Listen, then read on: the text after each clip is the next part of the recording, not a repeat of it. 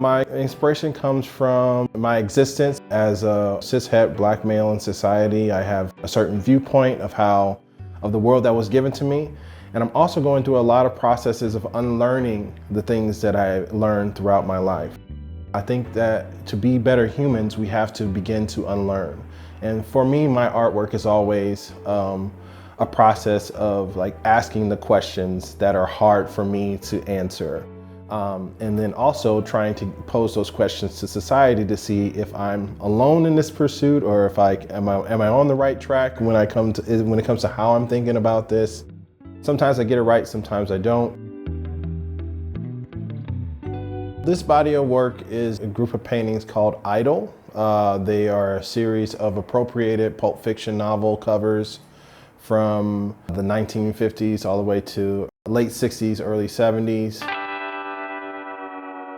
I took those covers that originally had white ingenues on the covers and replaced them with women of color who I knew and also some who I don't know, and to try to have a conversation about how we see black womanhood within society and whose gaze is the black woman for when it comes to being on display in this type of way.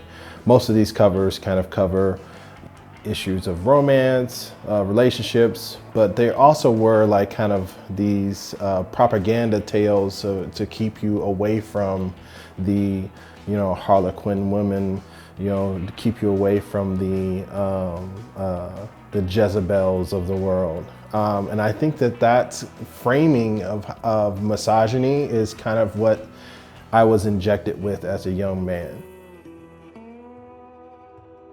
Most of the times when we talk about the creative arts and when we talk about paintings in general, we're always talking about how archivable they are, what they're worth, and how you're supposed to sell them. So when people see these frail paintings that are on paper, one of the main questions I get is like, how are you supposed to sell these? Well, I've never intended to sell these until they had their lifespan. So when a grad school started, I created a body of work that was solely for not being in the archive. This is going to be work that actually has a lifespan, that actually goes through things, that actually gets crumpled up, that actually gets beat up, bent, punctured. And then at the tail end of it, which would be 10 years this year, then I will try to take what is left of the artwork and turn it into something that is archivable for people to possibly purchase. So when you think about the fact that this artwork was created with our gaze of how we see women and black womanhood, and we think about what women have to go through in society, it's an allegory for their lives as well, thriving through all these different bends, twists, turns, and kind of this crumpling by societal norms and the gaze of how the boxes that we put them in all the time. And so now, is she worth something? Is she still important to you even though she's been through something and had a lifespan that has a history to it? So is there still beauty there? And I think that creates a larger conversation for the work and allows for us to kind of engage with it in a way to where this work is uniquely already archived in a way. It's had 9 different provocations since I put the work up in Philadelphia in 2013. And now that we are 10 years and beyond, we now can start to see these characters, their story end, but kind of a new story is beginning. So when you see something that says too black for heaven, the original meaning of too black was mostly like, being too bad, being a bad woman. But being too black, if you equal bad to black and there's a black woman on the cover, it has a whole different cultural context now. So that's where I am starting to kind of toy with the original type and text of the covers to kind of build out this idea that, these were original thoughts about just women in general.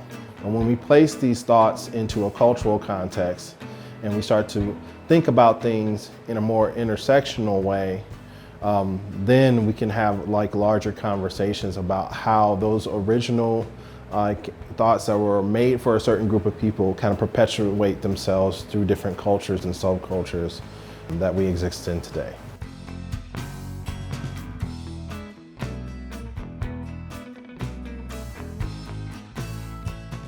I would say the most rewarding thing for me is the share out, it's the exchange. I'm just in participation with the exchange, that's the best part.